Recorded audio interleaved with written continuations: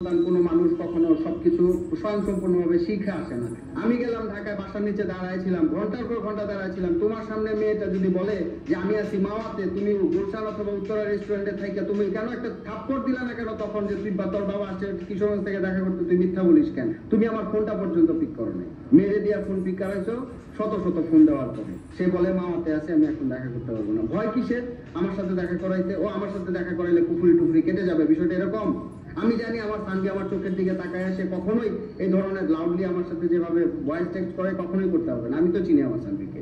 এই কথাগুলো এখন আমি বলতে চাই না, অনেক কথাই বলার হয়ে মানে ইচ্ছা আছে, কিন্তু এগুলো আমি বলতে চাচ্ছি না। দিনের পর দিন মেয়েটারে নিয়ে রুট ব্যবহার করাচ্ছ, তার মানে এই না যে আমি সবকিছু মাইনা নিব।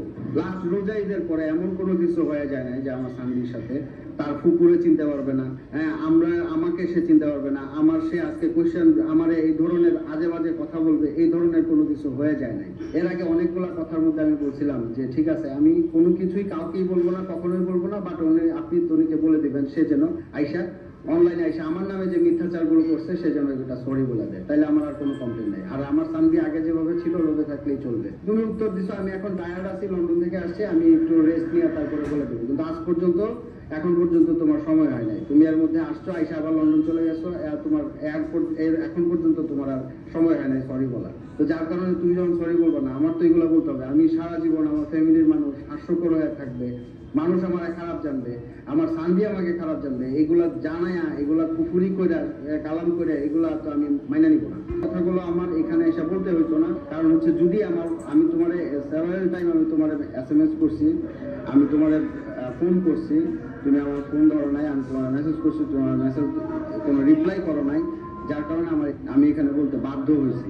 আমার মেয়েটারে যে ধরনের কুশিক্ষা তুমি দিচ্ছ, তারা কুফুরি করে যে কাজগুলা করতেছো, তার কথাগুলো এখন আমার কলিজার মধ্যে আইসা লাগে, এক কথা কলিজার মধ্যে আইসা লাগে। এই কারণে আমি বাধ্য হয়েছি। এত সহ্য মানুষ করতে পারে না আমি যেভাবে করতেছি।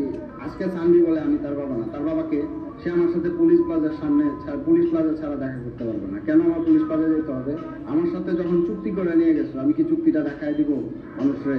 আমার সম্পর্কে, আমার পরিবার সম্পর্কে এই যে মিথ্যাচারগুলা তুমি মেয়ের কানের মধ্যে শোনাইতেছো, এগুলাকে আমি দেখাই দিব? এগুলারও তো প্রমাণ আমার কাছে।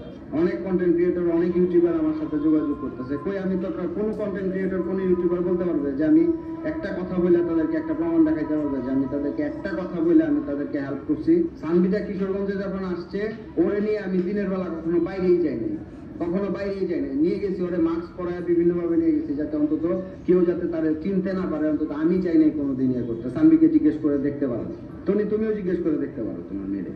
সে অনেক জায়গায় যেতে চাইছে, ঘুরতে চাইছে, আমি কমফোর্ট ফিল করি নাই যে মানুষ টানা হেঁচা করবে। পায়ে গেছি সানবির বাবারে এই ধরনের কথাবার্তা বলবে, সানবির বাবারে পায়ে গেছি, এই ধরনের পোস্ট, এই ধরনের কারণ এখন আনাচে কানাচে অলিতে গলিতে ঘরে ঘরে কন্টেন্ট ক্রিয়েটার, কে কোন দিক দিয়ে কোন ছবি পোস্ট করবে, এই সমস্ত কারণে মেয়েটারে নিয়ে কোনোদিন ভালোভাবে ঘুরতেও যাই নাই, কোনো কিছু করিও নাই। সবসময় চাইছি বাসার মধ্যে থাকুক ও সবার সাথে থাকুক, তারে নিয়ে এই করছি। মার্কেট করতে গেছে এখানে আইসা আম্মার সাথে, ছোট বোনের সাথে পাঠাইছি, ওরা বুরকা পরে সবসময় যেভাবে চলে, হিজাব করে যেভাবে চলে ওইভাবে চলছে।